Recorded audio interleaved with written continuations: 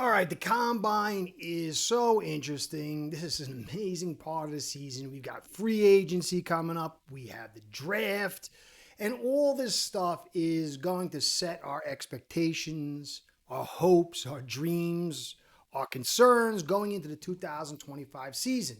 So, what I want to do here is really not give evaluation, but lay out clearly what the Dolphins need on defense by what players they have here. I'm going to go position group by position group with graphics so you can see, so you can wrap your head around where this defense is at, both if you want to be positive, good, or if you want to be negative, bad, or if you want to be in the middle. But at least you'll have a clear understanding. I think for myself, I didn't really fully understand until I dug in through this defense to understand where we're at and what Grier needs to do to set Weaver up and this defense right. You could compare this to the offense. I was going to do them both at the same time. It was a little bit too much information. So I'm going to do the same thing for the offense so we can understand the macro view. Is when we get into these dialing into these picks, you can get fixated. I can get fixated. You can get fixated. Grier can get fixated. But this will allow you the opportunity to have a clear vision of where we're at. Things will change, hopefully for the better. We've never seen you behave this way before. I know. Have you ever felt this way before? So, a better evaluation as this process happens, if you are clear on what we got, it's going to allow you to have more hope and joy.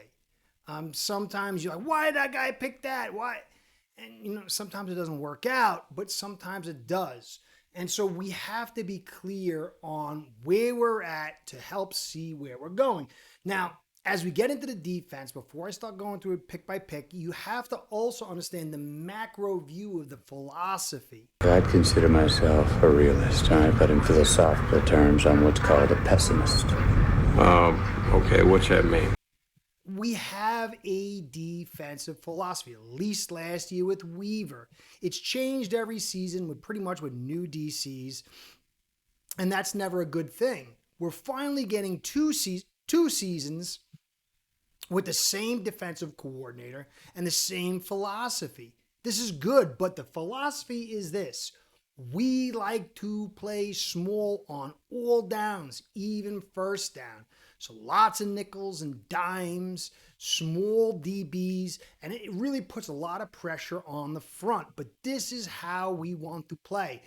As of 2 years ago, the Ravens, when they were successful on first down in their small defenses, they had huge success on second and third down. Conversely, when that small defense gave up a good run, they struggled on the next downs. So this success of this defense is tied to how they play the run game small.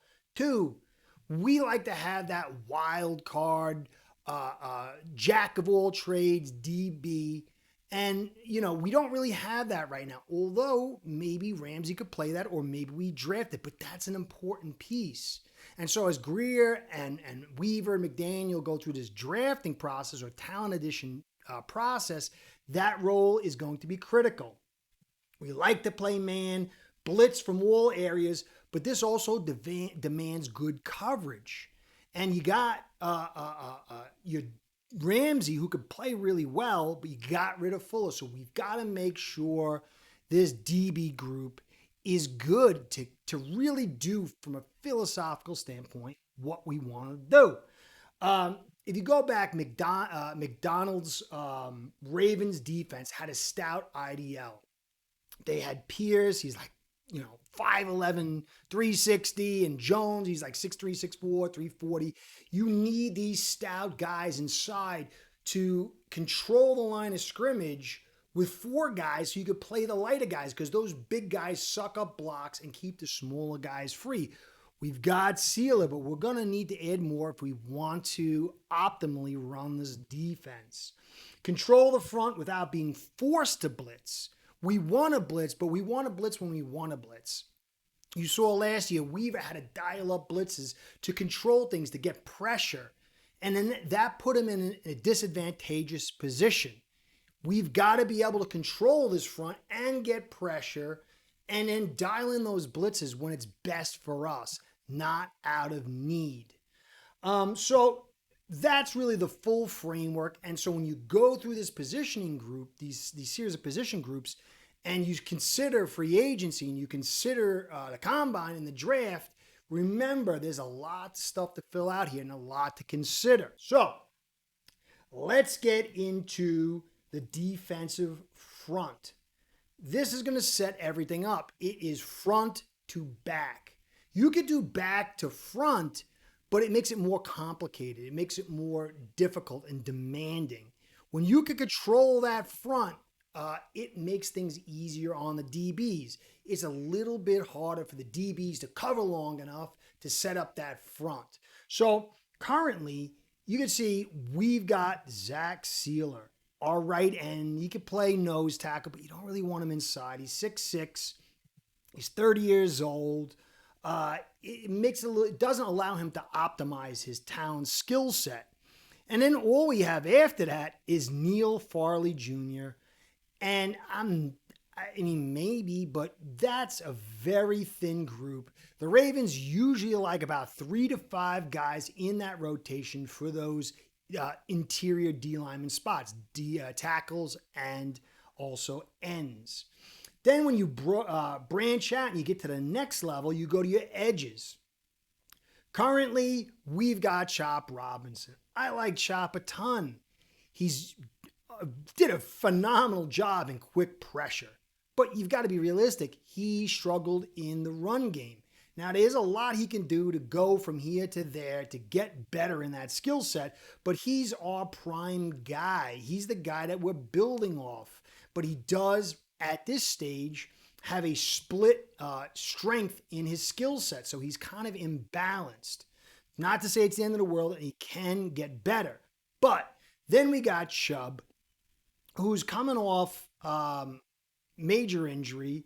I don't think we're going to keep him. He's too expensive. I don't know if a restructure even works. I think he's gone. He should be gone. And if he does come back, can we expect him to be equal or commensurate with his value? Then you got Phillips. Phillips did not look himself. Started to a little bit get there last year, but then he got re-injured. It's 2 years. Look at his calf from last year, how it wasn't the same size. You see photos. You see it's atrophied. I think he'll be able to play, but it's going to take time. He's not coming out of the box, but he's a big player for us in the last year of his contract. We've got Mohamed Kamara. I think he's a player. He did well for us in pass rush, but he too struggled in the rundowns. A little bit shorter arms. Can he take the next step? But right now, you got 2 guys who are able to get after the quarterback and pass rush, but not great run stoppers. Phillips could be if he was fully healthy, but you can't expect him to come back right away. And then you got Quentin Bell, who I like, but he's another smaller guy, linebacker / edge player, but he's not on the roster currently, but he's a restricted free agent, and that could be about $1 million for his price tag. So that's where we're at with our front. Now, when you get to linebacker, you got Brooks. Brooks, my man out from 3 yards per carry, called it. Really good player. I think he's more of a will, not really a run stopper, but great player for us. I love his attitude. I love his toughness. I love his leadership. But we need to build that out. And all we got is Channing Tindall, it's going to be a huge lotto roll the dice for him to be what we need. But Duke Riley's not on the team anymore. Walker's not on the team anymore. And so essentially, we don't have a legitimate Mike linebacker and nobody else. We have one linebacker on this team, despite Tindall being there.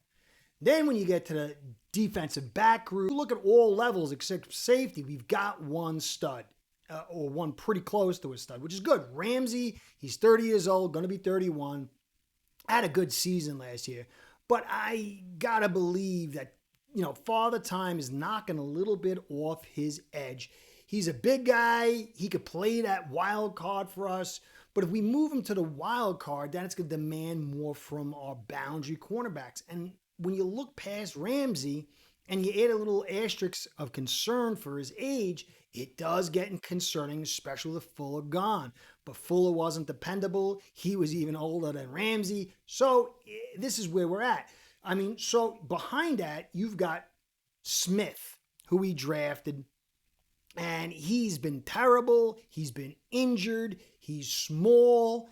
I have concerns about his kick. He gets beat on double moves. He gets beat on cuts. He kind of trails.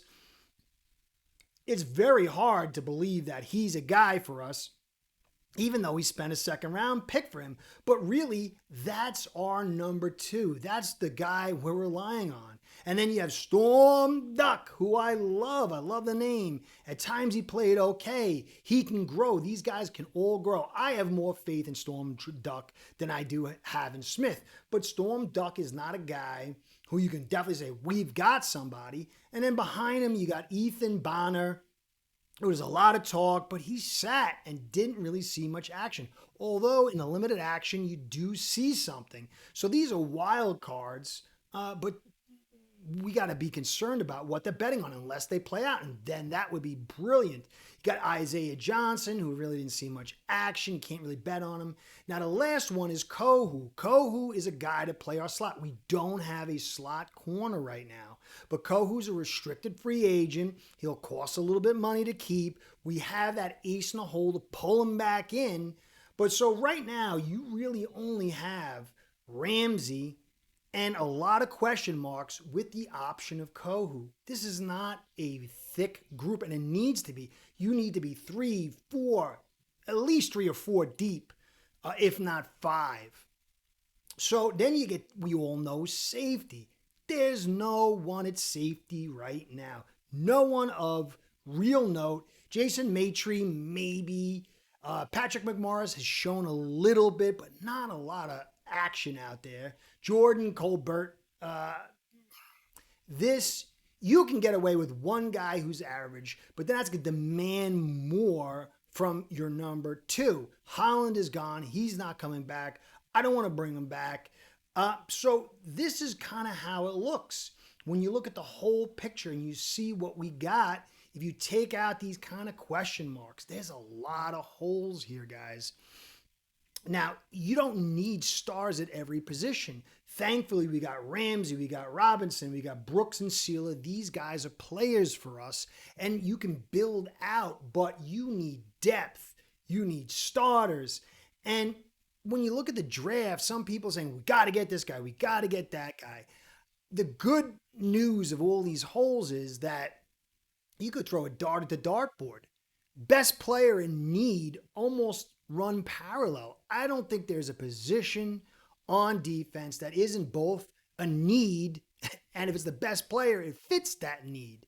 So we could, it's good, better, or best. What do you think? And that's for you to decide. It's for Grier to decide. It's for me to decide. I believe it's front to back. I did a podcast a few weeks ago about how the best teams build inside out. They build defense. And while there's a lot of talk of the offense, and there should be, clearly I'm the offensive line guy, when you look at these holes, there's more holes and needs on this defense. So, I mean, in the end, what do you think we need to fill? What do you think is going to be the most important thing? And this will shape your eval. This will help you be a better evaluator by seeing not only who do we pick, why did we pick them, and how does it fit us? So I hope you enjoyed. I'm going to do this again with the offense, but I think this lays out clearly the desperate needs on this defense. And when you look at all the talent on the offense, it really shows that they're sadly less wanting than this defense. So hope you enjoyed. Curtis saying, be well, go Fins. Curtis out. Start building your own online sportsbook today by getting signed up with aceperhead.com service that allow you to book action on sports from all around the world.